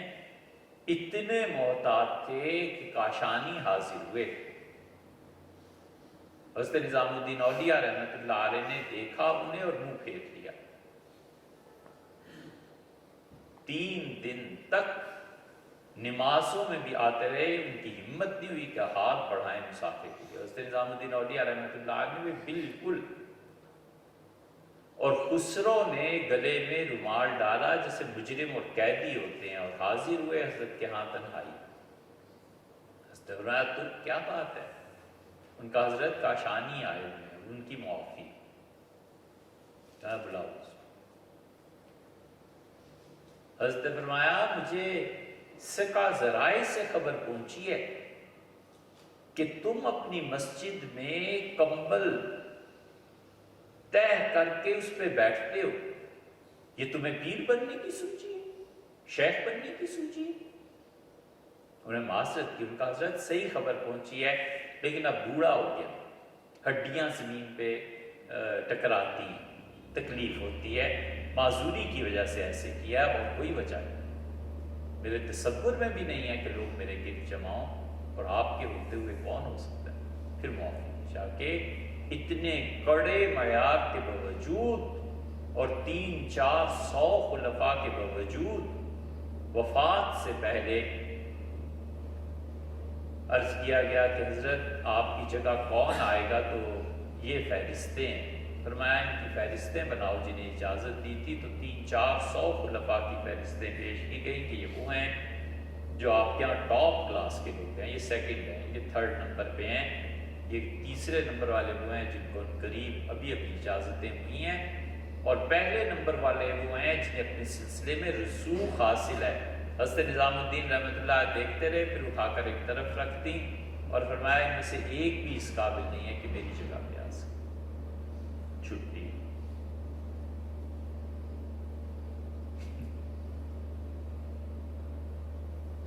پھر فرمایا اللہ کو جو منظور ہوگا ہو جائے گا، چھوڑ۔ تو پھر ان کی جگہ پہ چراغ دہلوی رحمۃ اللہ علیہ آئے، بڑا غلبہ تھا علم کا۔ خیر، یہ دوسری ہستی تھی جس نے ہندوستانی تہذیب کو غالب نہیں آنے دیا، اور ہندوؤں کی پوری تہذیب کے مقابلے میں یہ غالب رہے۔ ان کے ملفوظات پڑھیں تو باوجود اس کے کہ روز آ کے ہندو مسلمان ہوتے تھے، ایک جگہ فرماتے ہیں کہ بڑے حضرت کے زمانے میں ہندو مسلمان ہوا کرتے تھے، افسوس اب ہم اس قابل ہی نہیں رہے کہ ہمیں دیکھ کے ہندو مسلمان، یعنی ذکر کرتے تھے حضرت معین الدین چشتی رحمۃ اللہ علیہ کا کہ ان کے زمانے میں لوگ مسلمان ہوا کرتے تھے، وہ حق کا شیوع تھا، پھیلاؤ تھا، اور یہ جسٹیفیکیشن تھی، اس حق کو انہوں نے پھیلایا ہے حضرت نظام الدین اولیاء رحمۃ اللہ علیہ نے، اور اتنا دور تک کہ پورے سب کانٹیننٹ میں کوئی جگہ ایسی نہیں تھی جہاں ان کا فیض نہ ہو جائے۔ فنائیت، خاموشی، انقطاع، توجہ اللہ، باطن، معرفت، یہ کون سی ایسی چیز ہے جو ان سارے مشائخ میں؟ حضرت نظام الدین اولیاء رحمۃ اللہ علیہ کہتے ہیں کہ بلبن بادشاہ واپس آیا دیبالپور سے، اور وہ آ کے پاک بدن رکا تو حضرت نے صاف انکار کر دیا کہ ملنا نہیں۔ بہت کوششیں ہوئیں، سپہ سالار اور کون فرمایا کوئی ملاقات کی بات نہیں۔ زیادہ اصرار ہوا تو فرمایا تم جانتے نہیں، بڑے حضرت نے فرمایا تھا حضرت معین الدین چشتی رحمۃ اللہ علیہ نے کہ پیسوں کے لیے جس کا نام بادشاہ کے دفتر میں درج ہو جاتا ہے، اللہ کے دوستوں سے اس کا نام کٹ جاتا ہے، خدا کا اپنی دوستی سے اسے نکال دیتا ہے۔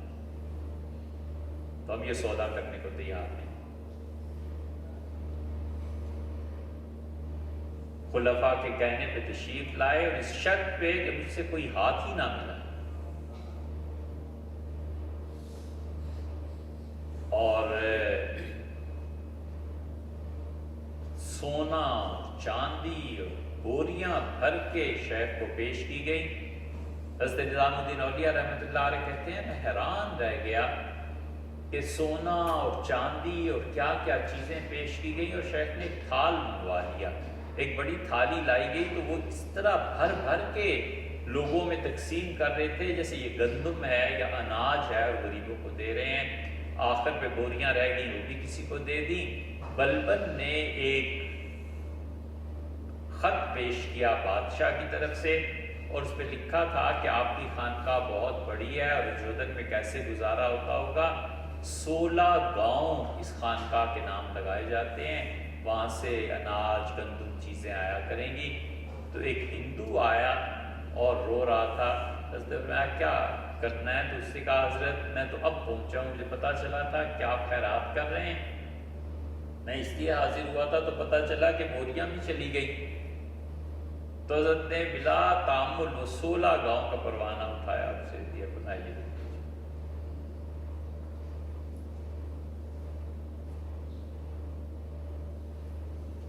آخری حد تک اگر کوئی انسان حب دنیا سے پاک نہ ہو اور فنائیت کے عروج پر نہ ہو، کر ہی نہیں سکتا۔ علم کس دن کے لیے ہوتا ہے؟ وہ بھی تو یہاں آڑے آ جاتا ہے، 16 گاؤں اس کو دے تو لے جا۔ لیکن دائرے ہندوستانی تہذیب کے پھر بھی باقی تھے ہندو۔ پھر وہ آیا شہباز، اور پھر وہ ہستی آئی جس کے متعلق مورخین نے لکھا ہے، اور غالباً شبلی نے لکھا ہے۔ اس کی بڑی وسیع نظر تھی شبلی کی، یہ روم پہ اور مامون الرشید پہ اور سیدنا عمر رضی اللہ عنہ پہ اور اس پہ اور اس پہ۔ یہ شبلی جیسا آدمی ہے جو اتنا قلم اٹھا سکے اور جس کے مطالعے کا تنوع دیکھیے، یعنی حیرت ہے کہ ایک طرف وہ کتاب و سنت پہ بات کرتا ہے، اور دوسری طرف وہ تاریخ اور شاعری پہ بات کرتا ہے، ایسے لگتا ہے جیسے یہ ساری چیزیں اس کے سامنے پانی۔ پھر وہ ہستی آئی کہ البیرونی کے بعد اتنی بڑی ہستی ہندوستان نے جنم ہی نہیں لی، اور ہندوستانی تہذیب اور بیوٹیفیکیشن میں سب سے بڑا آدمی جو انڈین اوریجن نے پیدا کیا ہے اور جس کی دوسری مثال نہیں ہے اس سے پہلے، پھر وہ آئے اور وہ تھے امیر خسرو۔ خسرو جیسا آدمی پیدا ہی نہیں۔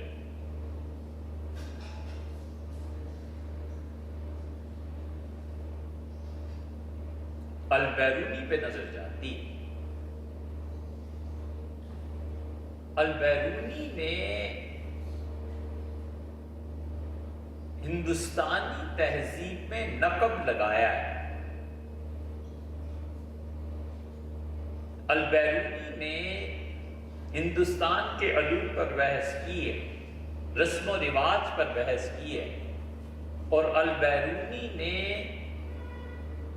جتنی چیزیں اس کے دماغ میں تھی نا وہ تھیوریز لکھی ہیں، لیکن ان تھیوریز کو رائج کر دیتے ہندوستان کے معاشرے میں ان سے ہو ہی نہیں سکا۔ البیرونی کے بعد یہ پہلا آدمی ہے، اور شاید یہ اپنی روایت کا آخری آدمی ہے کہ اس نے آ کر سلسلہ چشتیہ کو رنگ دیا۔ حقیقت میں ہندو تہذیب کے دائرے جس شخص نے توڑے ہیں وہ یہ امیر خسرو۔ تو خسرو، اس کے ہزار کمالات اور خسرو کی ساری خوبیاں ایک طرف، اور خسرو تو وہ تھا کہ خود اس کے شیخ اس کے عاشق ہو۔ اتنی بڑی چیز ہے کہ حضرت نظام الدین اولیاء رحمۃ اللہ علیہ جیسے صاحب استقامت آدمی کو اس کے بغیر چین نہ آئے، کمال ہے اس آدمی، کمال۔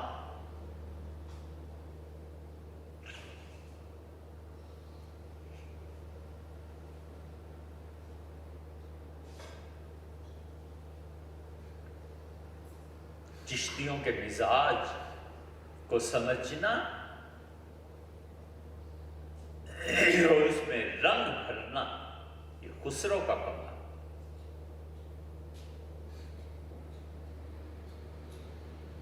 انہوں نے دائرے توڑے۔ البیرونی کے بعد یہ خسرو کا کمال ہے کہ انہوں نے پوری ہماری تہذیب کو سنبھال لیا۔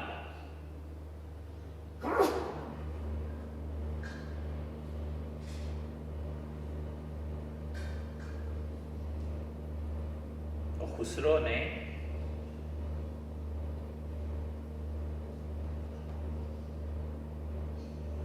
یہ خالص ہندوستانی سے اعتبار سے کہ ان کے باپ ترک تھے، سیف الدین، اپنے علاقے سے ہندوستان آ گئے۔ منگول جو تھے انہوں نے حملہ کیا، تو وہ وہاں بھی کمانڈر تھے، بڑے عہدے پہ فائز تھے۔ ان لڑائیوں کی اور ان روز روز کی خانہ جنگیوں سے تنگ آ کے وہ دلی آ گئے۔ دلی بھی نہیں آئے، علی گڑھ کے قریب، علی گڑھ کے سفر میں ہم نے دوست سے خاص طور پہ کہا میں وہ دکھائیے مومن پورا، تو وہاں ذرا سا گزرنا ہوا، اس گاؤں میں آ، اور انہوں نے ہندوستانی ایک امیر تھے ان کی بیٹی سے شادی۔ یہ ترک اور ہندی خون کا سنجوگ ہے، ماں خالص ہندوستانی تھی، اور یہ ہندوستانی خون ترکوں سے جب ملا تو خسرو وجود میں آئے، اور خسرو نے کچھ پڑھا اور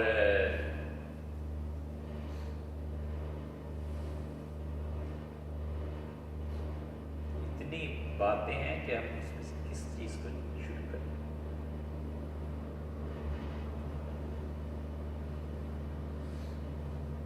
اصل آدمی خسرو کے نانا تھے. نانا نے انہیں پڑھایا اور خسرو جیسے ہوتا ہے ان پہ شاعری کا غلبہ تھا, شاعری کرتے رہے.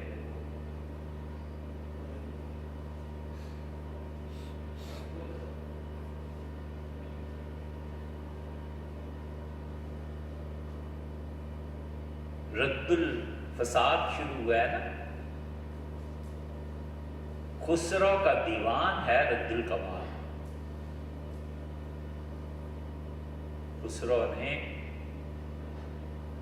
اس میں اردو شاعری پر بحث کی ہے.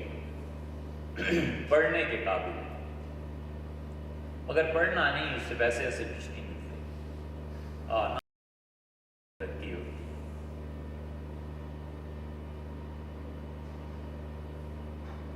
نانا تھے ان کے اصل, ان کے نانا نے انہیں پڑھایا اور اپنے ساتھ دلی لے آئے جب یہ چھوٹے سے تھے. پر پھر یہ دلی ہی کیوں؟ اس لیے خسرو کی اپنی تحریر ہم نے دیکھی, لمبا سین کر کے لکھا ہوا ہے خسرو دہلوی, دہلی کے رہنے والے, واحد ہندوستانی تہذیب کا علم بردار. اور اتنا کام کیا انہوں نے, اتنا کام کیا, پوری امت اتنا کام نہیں کر سکتی. خسرو 30 سال کی عمر تک بھی کچھ نہیں. جیسے ہوتا ہے سپاہی بھرتی ہو گئے, دربار میں چلے گئے, شاعری کی اور 32 سال کے جب ہوئے تو کسی نے حضرت نظام الدین رحمت اللہ علیہ کی راہ دکھائی. 1-2 برس تو وہ ایسے ہی آتے رہے, لیکن حضرت نظام الدین اولیاء رحمت اللہ علیہ پر کے بعد کھلی کہ اوفو یہ جو آیا ہے یہ تو خود بادشاہ ہے. دوست نظام الدین اولیاء رحمت اللہ علیہ نے ان کے حال کی توجہ فرمائی, اور اس سے پہلے ساری صلاحیتوں کے باوجود خسرو کچھ نہیں تھے, صفر. اس صفر کے ساتھ کسی فگر کے لگنے کی ضرورت تھی. اور پھر حضرت نظام الدین اولیاء رحمت اللہ علیہ نے جو کچھ چارج کیا ہے اور جو کچھ ان کی صلاحیتوں کو بڑھایا ہے اور جس راہ پہ انہوں نے پھر لگایا ہے, اس کا کمال ظاہر ہوا امیر خسرو. اور خسرو ہندوستانی تہذیب میں انسانیت کے علم بردار ہوئے.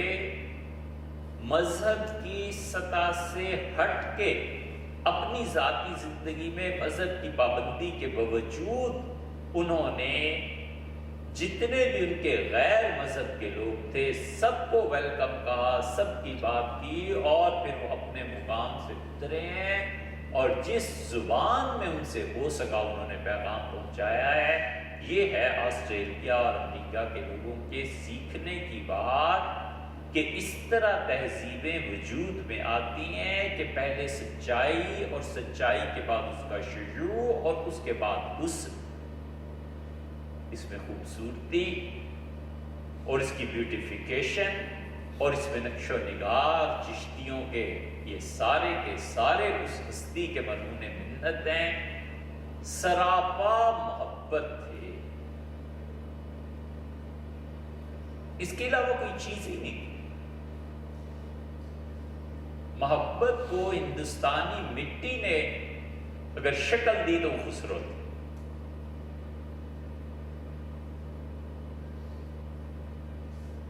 جس چیز سے محبت ہو گئی 1000 جان سے قربان ہوئے، اور سارا خسرو کی شاعری پڑھ جائیں، ساری شاعری اور سب کچھ خسرو کو 2 ہی چیزوں سے عشق تھا، ایک اپنے پیر و مرشد سے حضرت نظام الدین اولیاء رحمۃ اللہ علیہ سے، اور ایک ہندوستان سے۔ ہندوستان اتنا اچھا لگا ہے اپنے، اور ہر چیز انہیں دنیا میں محبت نظر آئی۔ خضر خان نے فرمائش کی کہ میری محبت پہ لکھیں، 4000 اشعار کی مثنوی اللہ کے بندے نے لکھ ڈالی۔ اسے پڑھیں تو پتہ چلتا ہے کہ یار کس کمال کا آدمی ہے۔ اور ٹھیک وہی محبت اور وہی چیزیں گجر پہ لکھ ڈالی، گجر اور گجری دونوں کی محبت تھی، اس میں بھی جو چیز شہزادی کی ہے وہی چیز گجری میں ہے، اور جو چیز خضر حیات جیسے شہزادے میں ہے وہی چیز یہاں۔ اور ہندوستان میں اس وقت جتنی زبانیں رائج تھی، یہ ہے چینی سیکھنا، یہ ہے ہماری ان نسلوں کے لیے جو آسٹریلیا اور امریکہ میں جا کے بس گئے ہیں، اپنی اولادوں کو وہاں کی زبانوں سے مانوس کرنا۔ اس وقت کھڑی بولی تھی، ہندو بولتے تھے، برج بھاشا تھی، ہندوی تھی، ان سب کو انہوں نے فارسی کے ساتھ ملا دیا اور عربی کے ساتھ ملا دیا، اور بیوٹیفیکیشن یہ پیدا کی کہ چھوٹی چھوٹی چیزوں پہ پہیلیاں ہیں، دوہے ہیں، اشعار ہیں، یہ سب چیزیں انہوں نے انسانوں کی سطح پہ اتر کے جب بات کی تو ادھر خسرو نے دوہا کہا اور اگلے دن سارے دلی میں ہندو مسلمان پڑے۔ اب تو دوہے کہنے کا رواج ہی ختم ہو گیا۔ جمیل الدین عالی ان کے دوہے بہت اچھے، پڑھنے سے تعلق رکھتے ہیں۔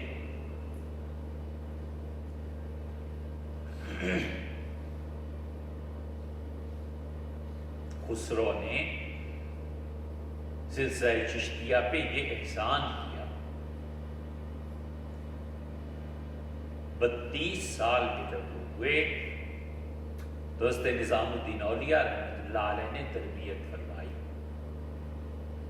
اور پھر حضرت نظام الدین اولیاء رحمۃ اللہ علیہ کے اتنے محبوب لوگوں میں سے تھے، خلافت نہیں ہوئی، وہ معاملے ہی کچھ اور تھے کہ ایک دن حضرت نظام الدین اولیاء رحمۃ اللہ علیہ نے کہا کہ خسرو سب سے جی بھر جاتا ہے، حتیٰ کہ اپنے آپ سے تنگ آ جاتا ہوں پھر تم سے۔ خسرو کہتے تھے کہ عشاء کی نماز کے بعد دروازہ بند، کوئی آدمی نہیں تھا جو جا سکے۔ ایک اقبال تھا حضرت کا خادم، کھانا، چائے، کھانا، پانی وغیرہ وغیرہ یہ چیزیں یا وہ پوچھ لیتا تھا، یا پھر اکیلا میں تھا جس کو انہوں نے اجازت دے رکھی تھی، کسی تیسرے آدمی کا سوال ہی نہیں۔ اور خسرو کو یہ شرف تھا کہ حضرت نظام الدین اولیاء رحمۃ اللہ علیہ خود ان کی محبت میں گرفتار۔ فرماتے تھے کہ جس دن تم نہ ہو چین ہی نہیں آتا۔ ایک مرتبہ خسرو سے فرمایا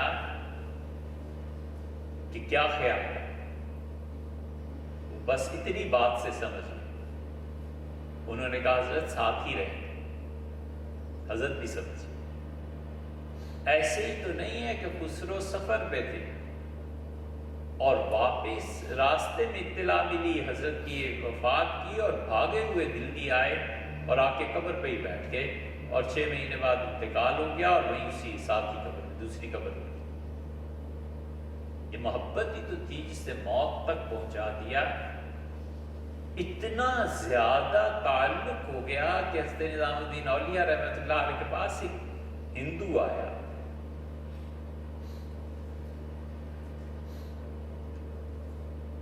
رات ملا اور کہا حضرت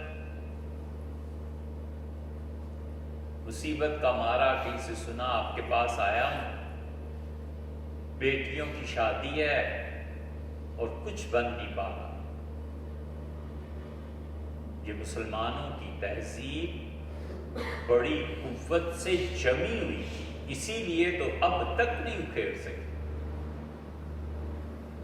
اب تک مسلمانوں کی تہذیب کا اندازہ اس سے نہیں ہوتا جہاں مسلم اکثریت کے علاقے آباد ہیں اور مسلمان آباد ہیں اور مسلمان آبادی کی کثرت کی وجہ سے وطن تشکیل پا گیا ہے۔ اس تہذیب کا اندازہ اب موجودہ ہندوستان سے ہوتا ہے کہ کتنی گہری جڑیں ہیں، اور مسلمان الحمدللہ اس تہذیب کو اب بھی اپنائے ہوئے ہی نہیں ہے، ترقی ہو رہی ہے۔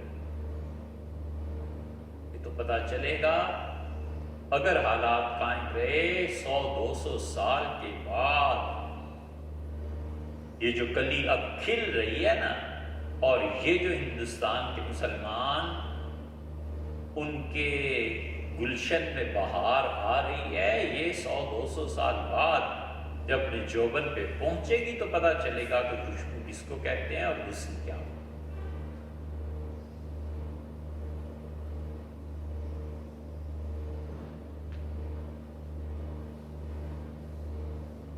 ہندو نے کہا بیٹیوں کا رونا، حضرت نے فرمایا میرے پاس تو کچھ ہے۔ حضرت نظام الدین اولیاء رحمۃ اللہ علیہ کمال کا زہد تھا۔ وفات سے پہلے اقبال کو بلایا اور فرمایا کہ بو آتی ہے دنیا کی، بڑے صاحب کشف آدمی، کشف و کرامات اور یہ چیزیں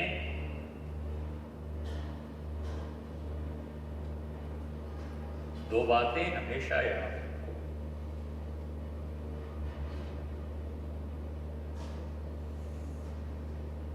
تشریعات کا جو کشف ہے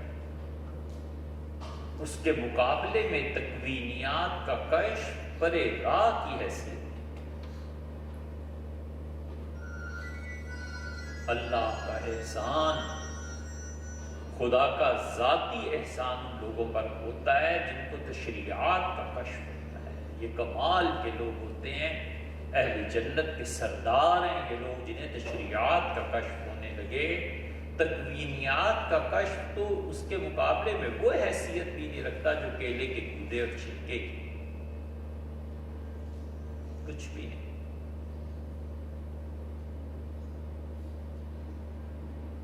ہے یہ بھی اللہ کا انعام، لیکن اس کی حیثیت کچھ نہیں۔ اور دوسرے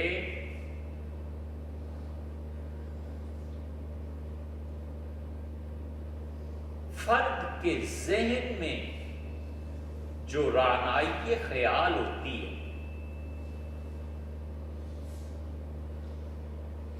ایکچولائزیشن میں اگر اس میں کمی رہ جائے تو یہ زبان بس۔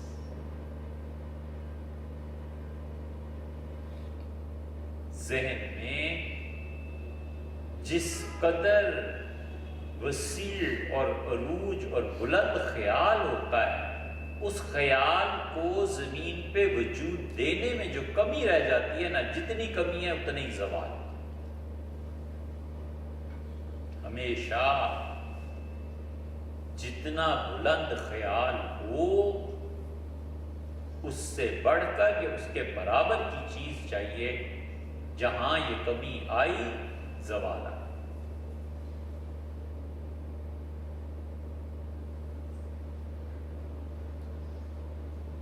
یہ بات تھی جس پہ اٹک گیا تھا۔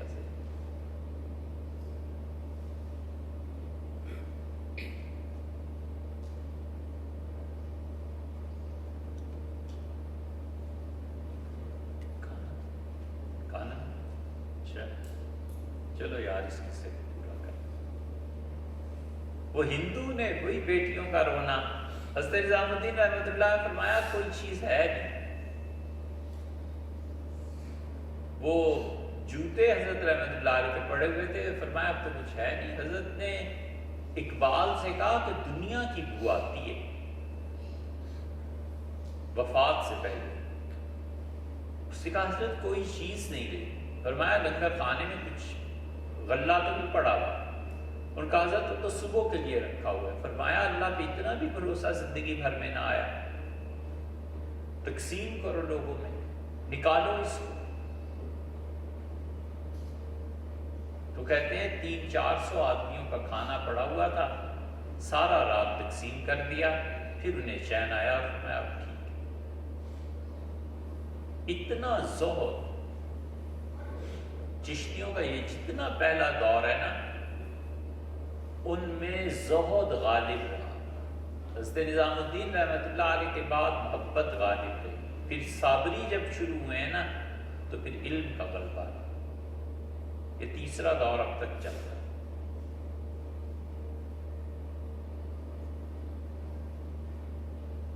تو اسے کہا جوتے ہیں لے جاؤ، ہندو بیچارہ لے کے چل پڑا۔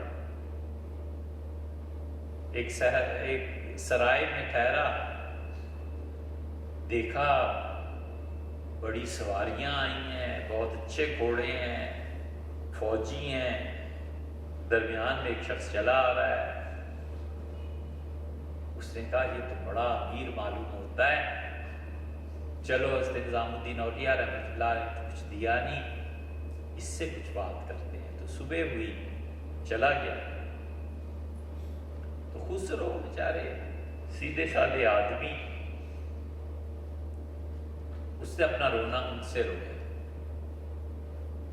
تو ان کا میں کیا کر سکتا ہوں؟ وہ آئے تھے دکن سے، قصیدہ پڑھ کے آئے تھے، 6-7 لاکھ کے انعامات ملے تھے، ہیرے تھے، سونا تھا، گھوڑے تھے، سب چیزیں تھیں۔ اس کی جو قسمت کھلی تو اس نے کہا کہ امیر آپ کچھ نہیں کر سکتے، کیا کروں؟ جدھر جاؤں ناکامی ناکامی ہے۔ رات حضرت نظام الدین اولیاء کے پاس گیا تھا رحمہ اللہ، تو انہوں نے بھی کہا کچھ نہیں، جوتے دے دیے۔ کیا کہا؟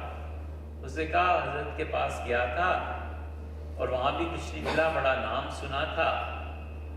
تو اس نے چاک اپنا کھولا اور جوتے اندر چھپائے ہوئے تھے یا رکھے ہوئے تھے، نکال کے رکھے اور کہا یہ حضرت نے دی۔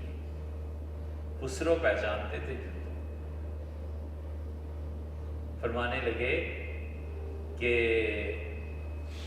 یہ جتنا کچھ میرے ساتھ دیکھا ہے رات، اگر لے لو اور یہ جوتے مجھے دے دو تو خوش رہو گے۔ وہ سمجھا مذاق کر۔ قصہ مختصر یہ کہ وہ 6-7 لاکھ میں حضرت کے جوتے خریدے، واپس آئے تو حضرت کے جوتے حضرت کو دکھائے تو حضرت ہنسے۔ حضرت نظام الدین اولیاء رحمۃ اللہ علیہ فرمایا خسرو سستا سودا کیا۔ یہ محبت کی زبان تھی نا، خسرو سستے ہیں، مطلب یہ کہ جو کچھ دیا ہے یہ اس سے بھی زیادہ قیمتی چیز لے آئی۔ یہ خسرو تھے اتنا بڑا آدمی البیرونی کے بعد، اور بعض اعتبارات سے خسرو آخری آدمی۔ یہ چشتیہ سلسلے نے ہندوستان کی تہذیب کو اب تک قائم رکھا ہوا ہے۔ تہذیبیں جو غالب آتی ہیں اور مٹتی ہیں، یہ ایک ایک فرد کا کمال ہوتا ہے۔ تو کھانے کا کہہ رہے ہیں، چلو آئندہ دیکھیں گے انشاءاللہ، شاید امیر خسرو رحمۃ اللہ